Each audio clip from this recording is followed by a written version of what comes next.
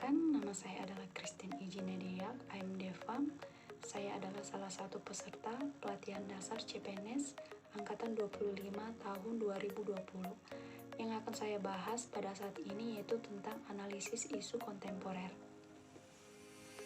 Analisis isu kontemporer. Bahan yang akan saya sampaikan bersumber dari modul pelatihan dasar calon PNS, analisis isu kontemporer, Lembaga Administrasi Negara. Filosofi perubahan. Kita berangkat dari sebuah filosofi bahwa sebuah bisnis tidak akan bertahan eksistensinya apabila sebuah perusahaan tidak berinovasi. Mungkin teman-teman tahu tentang Nokia yang dulu kita ketahui menguasai pasar dunia yang lambat laun hilang dari peradaban. Bagaimana dengan lingkungan pemerintahan? Ini juga tentu butuh perubahan, karena kalau tidak, dengan semakin cerdasnya masyarakat atau publik, maka pemerintah akan menjadi hilang kepercayaan. Kenapa perubahan penting? Perubahan adalah sesuatu yang tidak bisa dihindari dan menjadi bagian dari perjalanan peradaban manusia. Sekarang kita hidup di era globalisasi, di mana di era ini sudah tidak ada lagi penghalang antara dua negara. Pertukaran informasi itu dapat berjalan cepat, begitu juga dengan pekerjaan kita. Jika kita tidak mampu mengikuti perubahan atau tidak beradaptasi, maka kita akan tertinggal atau posisi kita akan mudah tergeser dengan orang-orang yang lebih punya kemampuan lebih. Menurut Kamus Besar Bahasa Indonesia, definisi isu yaitu pertama masalah yang dikedepankan untuk ditanggapi, kabar angin yang tidak jelas asal-usulnya dan tidak terjamin kebenarannya, kabar desas-desus. Dapat disimpulkan definisi isu yaitu kesenjangan antara kenyataan dan harapan yang dikedepankan untuk didiskusikan. Definisi strategis.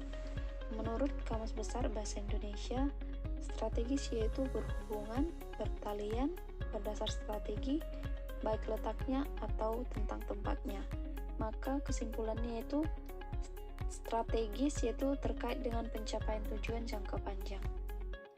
Isu strategis yaitu merupakan topik atau masalah penting yang berkaitan dengan cara atau upaya pencapaian tujuan yang harus dikedepankan untuk didiskusikan karena berdampak signifikan bagi kondisi masa depan.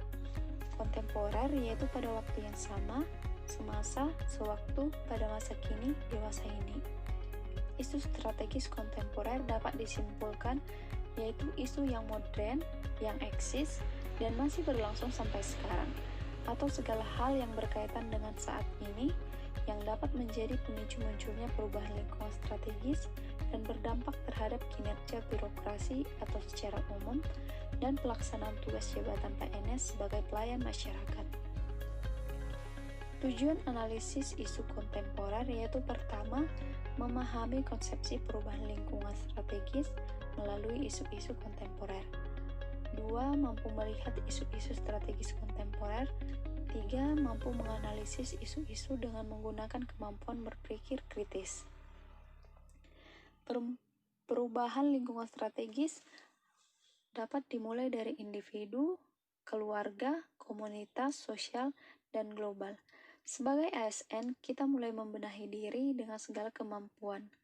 Kemudian mengembangkan potensi yang dimiliki dengan memperhatikan modal insani atau manusia yang merupakan suatu bentuk modal yang tercermin dari bentuk pengetahuan atau gagasan, kreativitas, keterampilan, dan produktivitas kerja.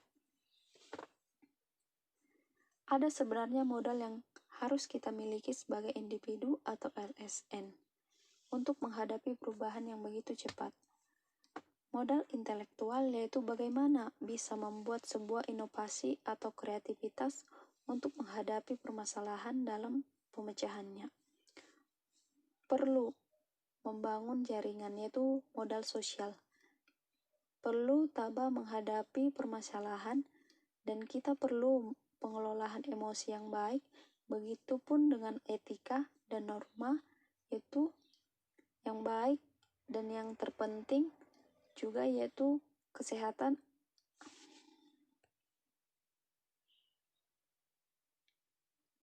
Ada sebenarnya modal yang harus kita miliki sebagai individu atau ASN untuk menghadapi perubahan yang begitu cepat. Modal intelektual yaitu bagaimana bisa membuat sebuah inovasi atau kreativitas untuk menghadapi permasalahan dalam pemecahannya. Modal sosial yaitu perlu membangun jaringan, perlu tabah menghadapi permasalahan, dan kita perlu pengelolaan emosi yang baik. Begitupun dengan etika dan nilai-nilai moral yang baik, dan yang terpenting juga yaitu kesehatan. Karena meskipun kita memiliki 5 modal, tetapi jika tidak didukung dengan fisik yang baik, maka kita akan sulit melakukannya. Isu-isu strategis kontemporer yang terjadi pada masa ini yaitu inovasi 4.0, radikalisme, dan narkoba.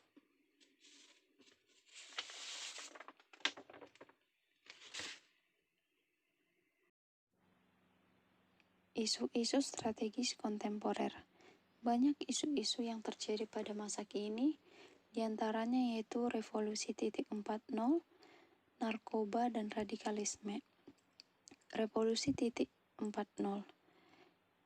yang dimana kita ketahui pada saat ini yang paling familiar yaitu penggunaan internet. Perlu kita ketahui jika kita tidak mampu beradaptasi dengan ini, maka kita akan terbang dan tertinggal banyak. Oleh karena itu, kita harus mampu memanfaatkan fenomena ini. Misalnya pada kondisi COVID sekarang. Kondisi COVID sekarang memaksa kita untuk bekerja dari rumah. Jika kita tidak punya kemampuan untuk beradaptasi dengan kebiasaan baru ini, maka kita akan tertinggal banyak. Orang yang mungkin kehilangan pekerjaan juga banyak yang pada awalnya bekerja dari rumah, sekarang bekerja di rumah. Jika kita tidak punya kemampuan atau skill, maka kita akan kehilangan pekerjaan dan dampaknya apa? Maka terjadi perubahan ekonomi yang drastis. Bagi mereka yang punya kemampuan perlu transformasi digital yang akhirnya terciptalah pembelajaran jarak jauh, pekerjaan jarak jauh, meeting jarak jauh, dengan memanfaatkan sumber daya dan teknologi yang ada. Yang kedua yaitu narkoba. Narkoba juga merupakan isu terbesar negeri kita yang menghantui generasi muda. Bukan hanya generasi muda, tetapi kita juga dapat melihat teman-teman yang berstatus ASN kemudian terjerat narkoba. Ini menunjukkan betapa berbahayanya narkoba. Kita punya tugas untuk mensosialisasikan bahaya narkoba, tetapi juga bertugas untuk membentengi diri terhadap penyalahgunaan narkoba. Yang ketiga yaitu radikalisme. Ini juga tidak bisa tidak kita perhatikan. Sekarang banyak orang yang terpapar dengan isu radikalisme. Radikalisme ini juga berbahaya karena bisa memecah belah persatuan dan kesatuan bangsa. Bahkan mereka punya keinginan untuk merubah bangsa ini. Kenapa kita tidak boleh mengindahkan ini? Karena kita lihat ada data bahwa sudah banyak generasi muda yang terpapar, bahkan pendidikan juga. Apa dampaknya yang kita lihat yang membuat kita was-was yaitu isu terorisme. Kadang kita melihat ada bom bunuh diri di mana-mana. Apa yang terjadi jika kita tidak mampu untuk menghentikan semua atau melihat permasalahan itu, maka impian kita menjadi Indonesia emas tahun 2045 ini hanya sebagai cita-cita saja. Kita harus mampu mengambil peran, harus membantu, setidaknya menjadi bagian dari penyelesaian yang ada. Teknik analisis isu yaitu ada dua. Yang pertama, fishbone, yaitu ada dua hal yang kita lihat, yang kita selidiki, apa penyebabnya, dampaknya apa. Yang kedua yaitu SWOT, metode perencanaan strategis yang digunakan untuk mengevaluasi kekuatan atau strength, kelemahan atau weaknesses, peluang atau opportunities, dan ancaman atau threats suatu permasalahan. Kenapa ini penting? Karena kita sudah menjadi bagian negara ini. Kita punya tanggung jawab amanah untuk melayani publik sebagai perekat dan pemersatu. Tapi kalau kita tidak mampu melihat di lingkungan pekerja kita, maka ini akan menghambat pekerjaan kita dan akan berdampak pada negara. Demikian yang bisa saya sampaikan. Apabila ada salah dalam penyampaian, mohon maaf dan terima kasih.